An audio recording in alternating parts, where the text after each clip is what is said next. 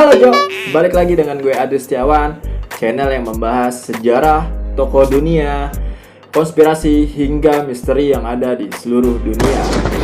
Sebelumnya thank you yang udah klik video ini. Gua doain semoga kalian sehat selalu. Apalagi yang subscribe channel ini, gua doain semoga rezekinya terus bertambah. Gua ingetin lagi ke kalian Jo, bahwa channel gua ini akan selalu update setiap minggu. Jadi jangan lupa untuk nyalakan tombol lonceng agar kalian tidak ketinggalan video-video gua selanjutnya. Dan gue juga mau infoin ke kalian bahwa setiap pencapaian gua di 50.000 subscriber, gua akan adain giveaway. Penasaran seperti apa?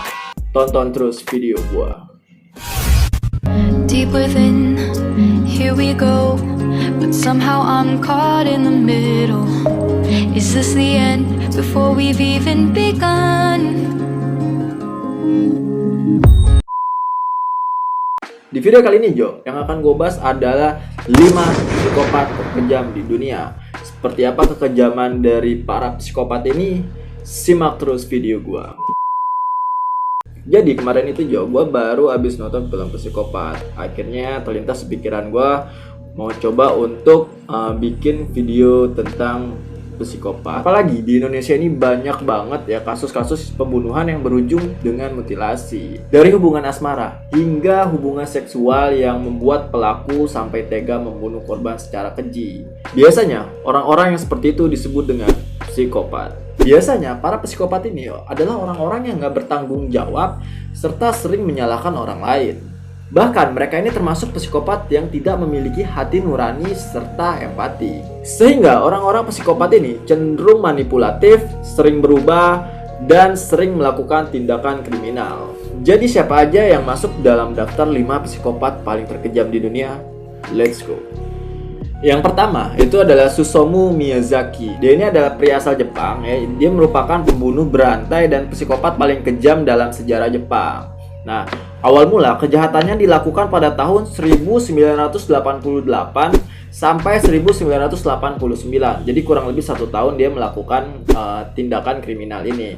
Jadi selama itu ia mengaku dia membunuh sebanyak 4 gadis. Namun, polisi menduga ia membunuh lebih banyak. Ceritanya, Miyazaki ini menculik kurang lebih 4 gadis kecil berusia 4-7 tahun. Kemudian, ia membunuh korbannya, lalu melakukan aktivitas seksual dengan mayat. Gila nggak tuh? Sama mayat, cok. Udah dibunuh, habis itu diperkosa. Gila. Bahkan Miyazaki juga memakan salah satu tangan korbannya. Habis dibunuh, terus diperkosa, habis itu tangannya dimakan.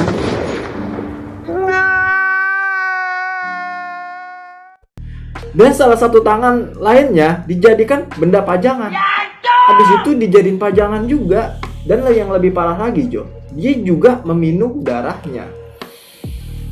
Gak habis pikir sih, ini udah kalau di game ya, ini udah jadi hero OP gitu. Apa aja dibunuh sama dia. Setelah melakukan aktivitas pembunuhan, Miyazaki juga mengirim surat anonymous kepada keluarga korban. Nah, yang berisi rincian pembunuhannya.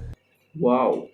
Ia juga memberikan panggilan telepon kosong pada keluarga korban. Selanjutnya yaitu adalah Elizabeth Bathory. Kalau Elizabeth Bathory ini, ia adalah istri dari keluarga bangsawan Bathory. Nah, yang terkenal di akhir tahun 1500-an ini. Ternyata ia memiliki sebuah kelainan jiwa, Jo. Nah, sehingga mampu melakukan hal-hal di luar akal sehat manusia. Jadi, lu bayangin aja ya, dia itu bisa melakukan hal-hal di luar akal sehat manusia.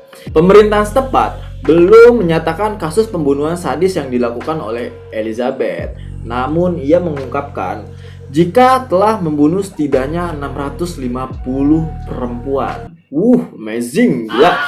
Bahkan, para perempuan itu dibunuh dengan cara dimutilasi dan disiksa. Yang gua heran, Jo, dia nggak tahu dapat informasi dari mana. Katanya, ia sangat percaya bahwa ya setiap darah perempuan, terutama yang masih perawan, Jo, dapat membuat kulitnya tetap muda. Nah, meski banyak orang yang mengetahui kekejamannya dan bersedia bersaksi, namun berkat posisi dan kekuatan keluarga Bathory, Elizabeth tetap dipertahankan dalam keluarga bangsawan. Itulah guys ya, kalau hukum itu tumpul ke atas, jadi mereka bisa seenaknya melakukan hal apapun. Tapi juga gue nggak tahu lah ya, karena mungkin masih di tahun 1500-an, apakah hukum masih belum sangat ketat seperti sekarang. Selanjutnya adalah Adolf Hitler. Siapa yang nggak kenal dengan Adolf Hitler ya? Gue juga kemarin ada bikin video tentang Adolf Hitler, yaitu gagasan kepemimpinannya beliau. Buat teman-teman yang belum nonton video gue, silahkan tonton, ada di atas. Selain dikenal sebagai pemimpin Nazi ya, Adolf Hitler juga merupakan psikopat. Di bawah kepemimpinan Hitler, Nazi menjadi satu-satunya partai yang berkuasa di Jerman pada saat itu, Jo. Dengan kediktatorannya, Hitler dengan kejam menghabisi seluruh orang Yahudi di Jerman dan menciptakan Orde Baru. Orde Baru ini bertujuan sebagai counter atas ketidakadilan yang ia lihat ketika masa Perang Dunia I. Nah, meskipun dikenal sebagai pemimpin kejam dan seorang psikopat sadis, ya Hitler berhasil meningkatkan perekonomian Jerman dengan sangat cepat. Hitler beserta istrinya mengakhiri hidup mereka dengan cara bunuh diri pada tahun 1945, yang kemudian mayat keduanya dibakar. Hal tersebut dilakukan agar Hitler tidak ditangkap oleh pasukan musuh. Tapi menurut gua untuk kematian Hitler sih belum jelas ya, karena banyak banget konspirasinya. Ada yang mengatakan ya di sini, ada yang mengatakan ini, ada yang mengatakan itu gitu kan. Jadi belum ada yang bisa dipastikan. Terus yang keempat adalah Joseph Mengele. Joseph Mengele ini adalah seorang pria yang berprofesi sebagai dokter terkejam di dunia. Mengele juga orang yang bertanggung jawab akan meninggalnya ratusan dan bahkan ribuan pria. Nah, berkat aksinya itu, Mengele diberi julukan Angel of Death. Wow, sebuah pencapaian yang luar biasa, guys. Jadi, Mengele ini dulu bekerja untuk Nazi, Jo. Nah, Mengele membunuh para buruh yang tidak lagi cocok untuk dipekerjakan. Nah, ia juga menunjuk korban lain yang digunakan sebagai bahan eksperimen medisnya yang tidak manusiawi. Biasanya, Jo, yang dilakukan Mengele ini setelah membunuh, biasanya korbannya itu dimutilasi secara sadis. Wow, luar biasa sekali ya. Yang kelima adalah Ted Bundy. Kalau yang ini cukup menarik, Jo. Kenapa? Karena Ted ini adalah seorang pria tampan dan mempunyai kepribadian yang menarik. Namun ternyata ia telah membunuh setidaknya kurang lebih 30 wanita ya pada saat ia dieksekusi pada usia 43 tahun. Aksi sadisnya itu bermula karena dirinya berpisah dengan kekasihnya. Nah, kalau ini gara-gara asmara, Jo. Ya, para wanita yang menjadi korban dari Ted memiliki ciri yang sama dengan mantan kekasihnya yang dulu. Nah, Ted ternyata juga memiliki kelainan lain, yakni nekrofilia, di mana dirinya sering melakukan hubungan dengan mayat hingga mayat tersebut membusuk. Lalu gua nggak ngebayang ya, orang main sama mayat bisa-bisanya gitu loh. Kayak lu main sama ini nih, jangan sampai lu kayak gitu guys ya, jangan sampai lu kayak gitu guys. Jadi kurang lebih seperti itu ya, Jo, video gua tentang 5 psikopat terkejam di dunia. Jika kalian suka dengan video ini, jangan lupa untuk like, comment, dan share video ini. Thank you for watching.